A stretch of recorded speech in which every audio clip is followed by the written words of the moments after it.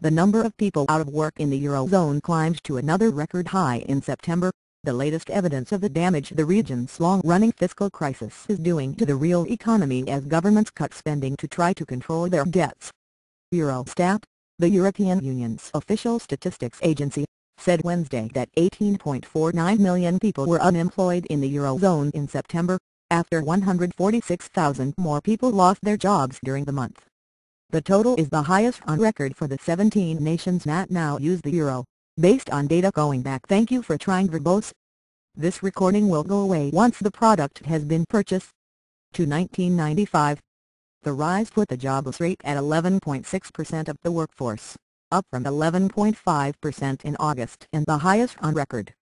The southern countries at the heart of the debt crisis reported the highest jobless rates, reflecting steep falls in economic activity as governments, consumers and businesses have all cut spending.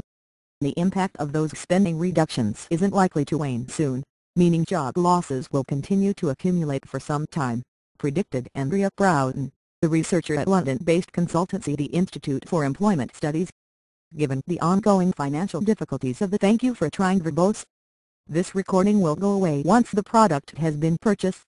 European Union and the likelihood of continuing job losses in the public sector as austerity measures begin to bite. Overall unemployment levels and youth unemployment in particular are likely to carry on rising for the foreseeable future, Ms. Broughton said. Unemployment in Greece and Spain exceeded a quarter of those eligible to work in September, and accounted for more than half of the workforce ages under 25. For the Eurozone as a whole, the youth unemployment rate climbed to 23.3%, another record. High levels of unemployment particularly among the young have fueled Thank you for trying verbose. This recording will go away once the product has been purchased.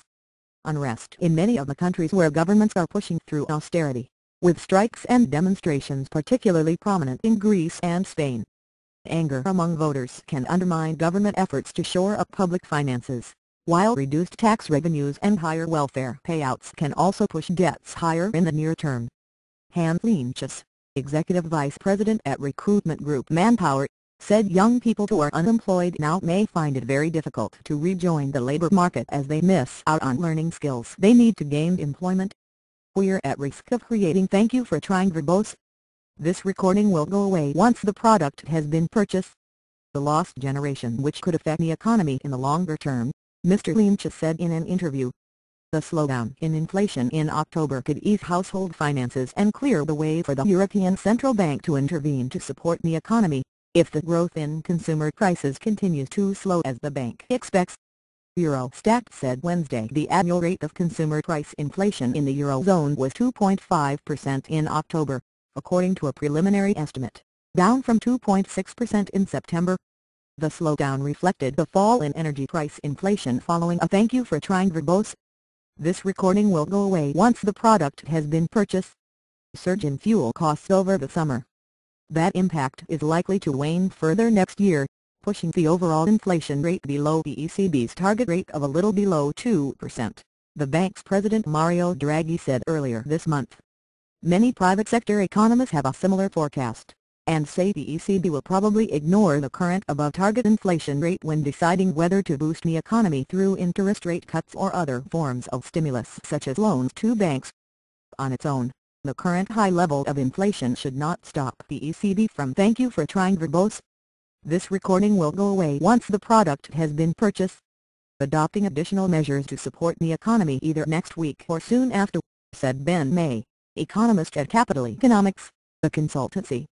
The ECB's Governing Council next meets November 8 to make decisions on policies including its key interest rate, which is currently the record low 0.75%.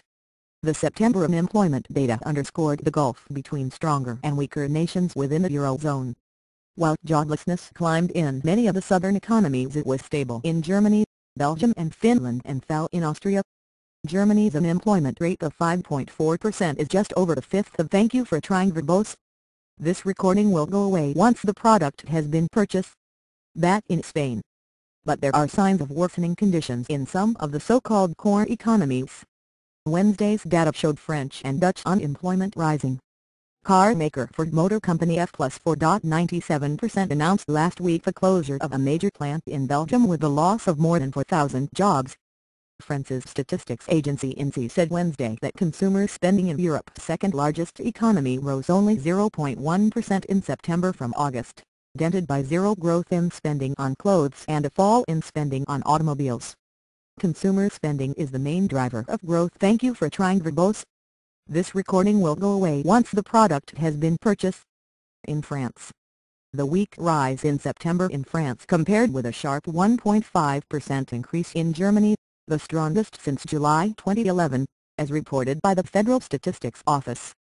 Difficult conditions endured by retailers including Metro AG Mio.exe plus 0.77% suggest the strength in the official figures may not persist, however.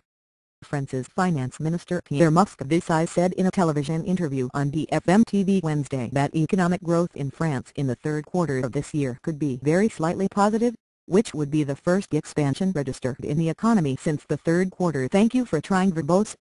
This recording will go away once the product has been purchased. Of last year, INSEE, however, forecast earlier this month that the economy would continue to post zero quarter-on-quarter growth through to the end of the year.